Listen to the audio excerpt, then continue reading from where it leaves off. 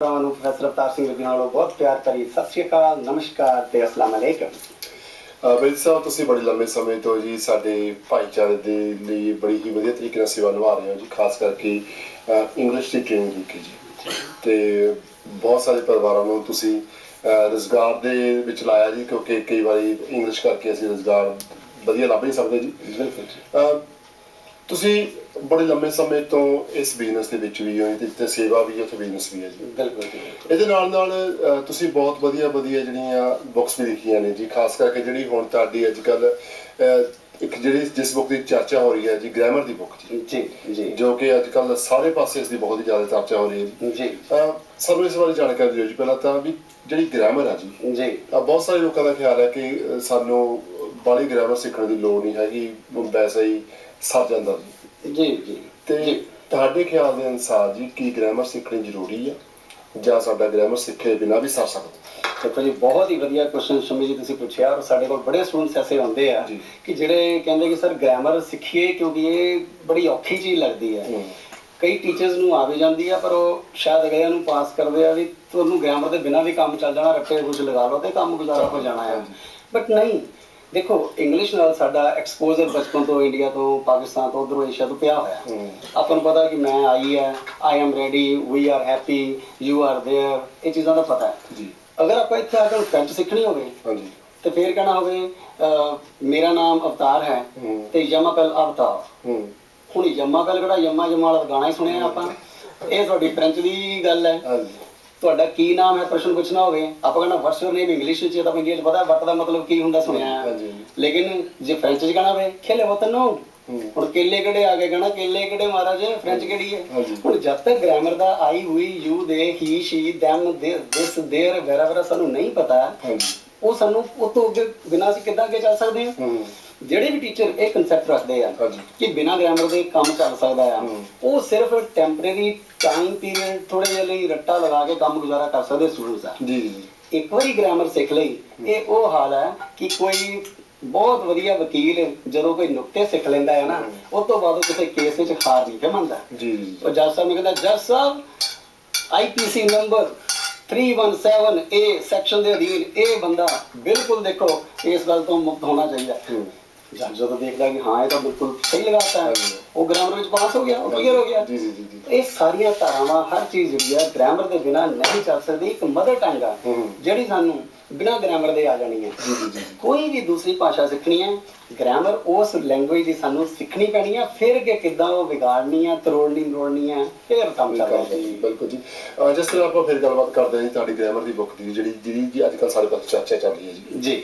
ਇਸ ਬੁੱਕ ਬਾਰੇ ਸਾਨੂੰ ਹੋਰ ਜਾਣਕਾਰੀ ਦਿਓ ਜੀ, ਕਿ ਜਿਵੇਂ ਬਹੁਤ ਲੰਮਾ ਸਮਾਂ ਲੱਗਿਆ ਤੁਹਾਨੂੰ ਇਸ ਬੁੱਕ ਨੂੰ ਲਿਖਣ ਵਾਸਤੇ। ਬਿਲਕੁਲ ਜੀ, ਬਿਲਕੁਲ। ਤੇ ਕਿੰਨਾ ਸਾਡੇ ਪਰਿਵਾਰਾਂ ਵੱਲੋਂ ਇਹਨੂੰ ਸਹਿਯੋਗ ਕਿੰਨਾ ਕੁ ਮਿਲਿਆ ਜੀ? ਮੈਂ ਕਿਹਾ ਜੀ, ਜਿਹੜੇ ਸਟੂਡੈਂਟ ਨੂੰ ਪੜ੍ਹ ਰਹੇ ਆ ਔਰ ਉਹਨਾਂ ਦੇ ਕਨਸੈਪਟ ਇੰਨੇ ਕਲੀਅਰ ਹੋ ਰਿਹਾ ਕਿ ਮੈਨੂੰ ਹੋਰ ਬਹੁਤ ਉਤਸ਼ਾਹ ਮਿਲ ਰਿਹਾ ਕਿ ਇਸ ਚੀਜ਼ ਨੂੰ ਜਿੰਨਾ ਵੀ ਹੋਰ ਨਿਖਾਰਿਆ ਜਾਏ ਔਰ ਹੋਰ ਗਾਂਹ ਤੋਂ ਗਾਂਹ ਇਹਨੂੰ ਵਧੀਆ ਚੀਜ਼ ਬਣਾ ਕੇ ਲੈ ਕੇ ਆਂਦਾ ਜਾਏ।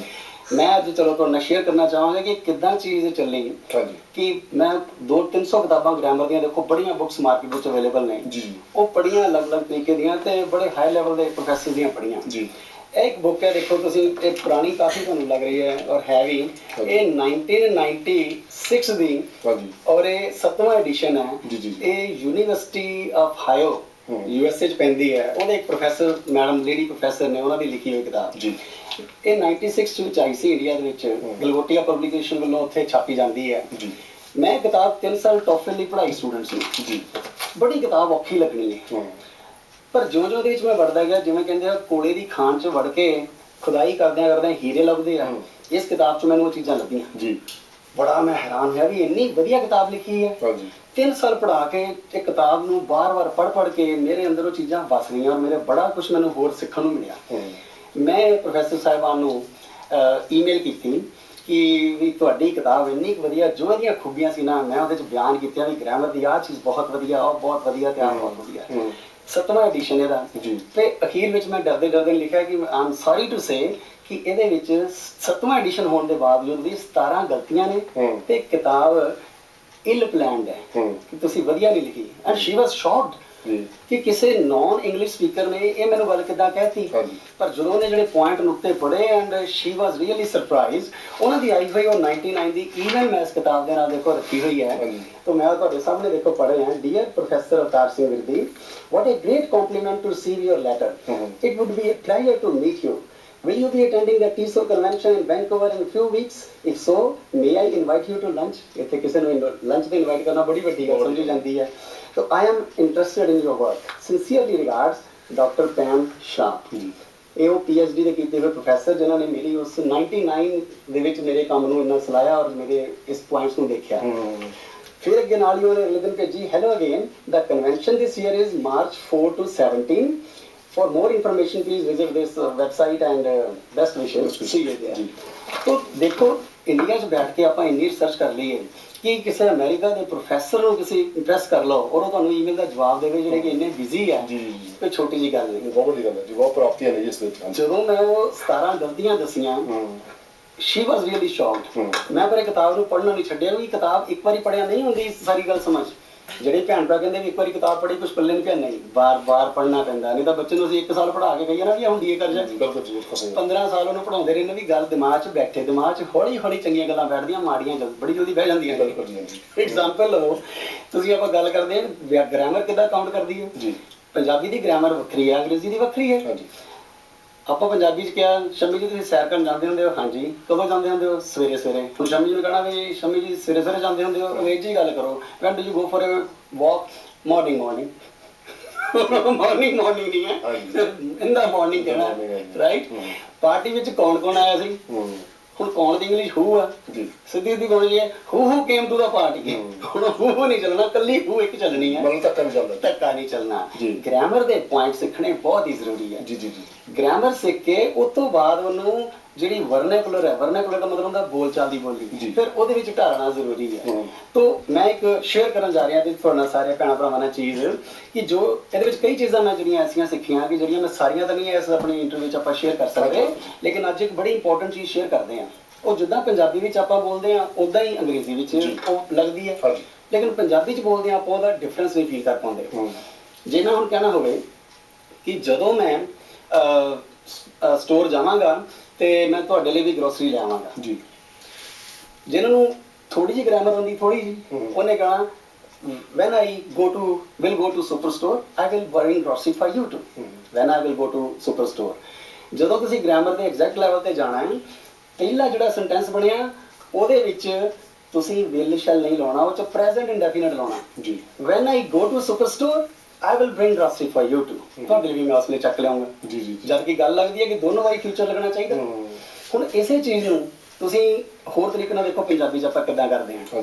ਆਪਾਂ ਕਹਿੰਦੇ ਹਾਂ ਜਦ ਮੈਂ ਸਟੋਰ ਗਿਆ ਮੈਂ ਲੈ ਆਉਂ, ਜਦ ਮੈਂ ਗਿਆ, ਜਦ ਵੀ ਕੱਟ ਦਿਓ, ਮੈਂ ਗਿਆ, ਇਹ ਗੱਲ ਤਾਂ ਪਾਸਟ ਦੀ ਲੱਗਦੀ ਹੈ ਜੀ।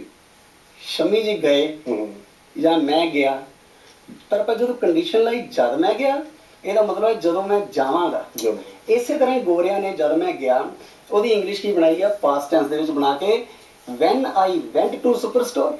ਜਦ ਕਿ went ਤਾਂ ਆਪਣਾ ਪਾਸਟ ਇੰਡੈਫੀਨਿਟ ਲੱਗਦਾ ਵੀ ਲੱਗਦਾ ਗੱਲ ਬੀਤ ਗਈ ਹੈ, ਪਰ ਇਹ ਗੱਲ ਫਿਊਚਰ ਨੂੰ ਇੰਡੀਕੇਟ ਕਰ ਰਹੀ ਹੈ। ਜੇ ਗ੍ਰਾਮਰ ਦੀ ਗਹਿਰਾਈ 'ਚ ਨਹੀਂ ਜਾਵਾਂਗੇ ਅਸੀਂ ਗੱਲ ਗੋਰਿਆਂ ਨੂੰ ਸਮਝਾ ਹੀ ਨਹੀਂ ਸਕਦੇ ਜੀ ਜੀ ਜੀ। when I went to superstore ਤੇ will ਨਹੀਂ ਲਾਉਣਾ, will ਦਾ would ਬਣ ਜਾਣਾ, I would bring grocery for you ਜੀ ਜੀ। ਇਹ ਨਿੱਕੀਆਂ ਨਿੱਕੀਆਂ ਚੀਜ਼ਾਂ ਬਹੁਤ ਕਾਊਂਟ ਕਰਦੀਆਂ ਨੇ।